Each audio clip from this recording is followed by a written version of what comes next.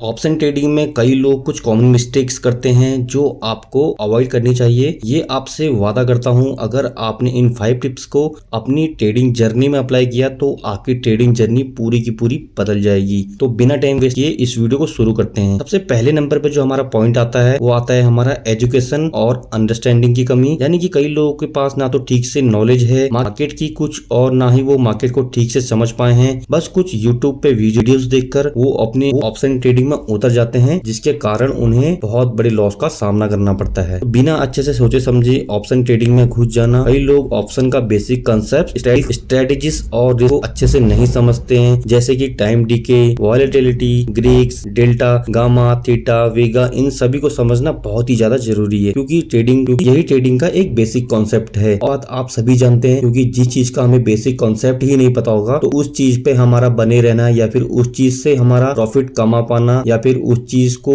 हमें एक successfully achieve करना बहुत ही ज्यादा टफ हो जाता है। तो चलिए चलते हैं हमारे नंबर दूसरे पॉइंट की तरफ, जो कि आता है ओवर ट्रेडिंग। दोस्तों, ओवर ट्रेडिंग मार्केट का वो जहर है जिसे आप जितना पियोगे उतना ही जल्दी आप मार्केट से आउट होते चले जाओगे। कई बार ऐसा होता है कि हम मॉर्निंग में 1000 रुपए कमा लेते हैं और उन पैसों को कमा लेने के बाद हम मार्केट के आगे बैठे रहते हैं और फिर उसके बाद हम सोचते रहते हैं कि अब मार्केट में हम ट्रेड नहीं करेंगे। लेकिन ऐसा वो खुद से प्रॉमिस करते हैं कि हम ट्रेड नहीं करेंगे। तो क्या आप अपने प्रॉमिस को फॉलो करते हो? मैं गारंटी देता हूं कि 100 में से 80% इवन 90% ट्रेडर खुद के प्रॉमिस को ही फॉलो नहीं करते और मार्केट में बैठे रहते हैं। बैठने के बाद वो मार्केट में नई अपॉर्चुनिटी ढूंढते रहते हैं कि 1000 का 2000 बना लूं, 2000 का 5000 बना लूं। तो दोस्तों, लास्ट में होता यही है कि जो पैसा आपने मॉर्निंग में कमाया होता है, आप उस कैपिटल को तो मार्केट को दे के जाते ही हो, इवन साथ ही साथ आप अपनी कैपिटल का कुछ % हिस्सा भी मार्केट को दे के जाते हो। तो दोस्तों, अपनी ओवर ट्रेडिंग पे कंट्रोल रखना बहुत ही ज्यादा जरूरी है। ये सबसे मेन पॉइंट है इस वीडियो का। ओवर ट्रेडिंग जितना ज्यादा आप करोगे उतना जल्दी ही आप मार्केट से आउट होते चले जाओगे। तो चलिए चलते हैं अपने तीसरे नंबर पॉइंट की तरफ, जो कि आता है हमारा रिस्क मैनेजमेंट को इग्नोर करना। काफी सारे ट्रेडर्स रिस्क मैनेजमेंट को ठीक से फॉलो नहीं करते। लाइक उनकी कैपिटल कितनी है, उन्हें पर ट्रेड में लगाना कितना है, उनका टारगेट्स क्या होगा, उनका स्टॉप लॉस क्या होगा, ये सभी चीजें दोस्तों आती है रिस्क मैनेजमेंट के अंदर। तो चलिए जानते हैं रिस्क मैनेजमेंट के सबसे पहले कॉन्सेप्ट को। आप जब भी किसी भी ट्रेड में एंट्री लेते हो तो उसमें सबसे पहले आपको ढूंढना है कि आपकी एंट्री कहाँ होगी और आपके ट्रेड का लॉजिक क्या होगा जिसके कारण आप उस ट्रेड में एंट्री ले रहे हो।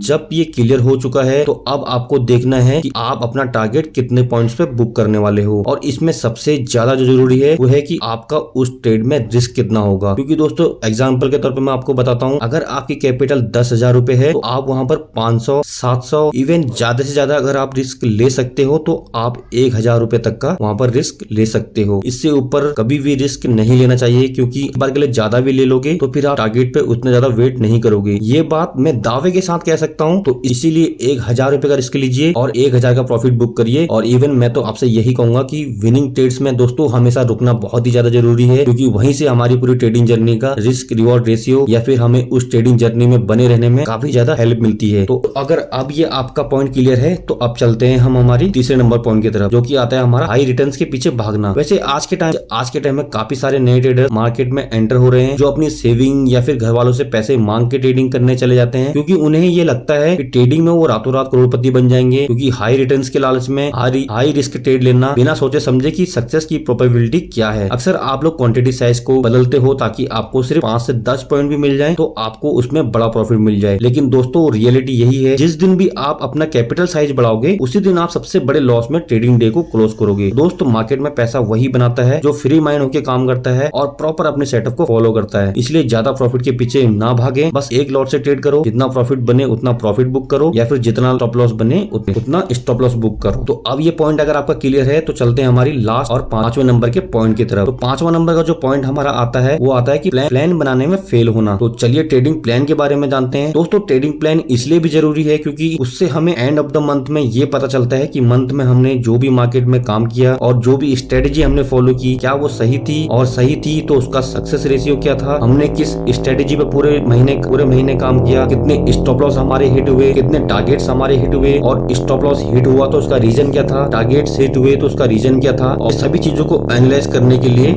हमें हमारे ट्रेडिंग में एक प्लान बनाना बहुत ही ज्यादा जरूरी है। आप जिस प्लान के अकॉर्डिंग भी काम कर रहे हो, अगर एंड ऑफ द मंथ में वो प्लान सही है तो आप उसको फॉलो कर सकते हैं, या फिर वो प्लान का सक्सेस रेशियो कम है तो उस प्लान में आप करेक्शन करके उसको ठीक कर सकते हैं। तो दोस्तों यही थी कुछ आज की 5 टिप्स। आपको ये टिप्स कैसी लगी हमें कमेंट करके जरूर बताएं, और आप ये सभी टिप्स को फॉलो करते हैं तो मैं आपसे दावा करता हूँ कि आप एक दिन सक्सेसफुल ट्रेडर जरूर बनोगे। मिलते हैं नेक्स्ट वीडियो में। जय हिंद।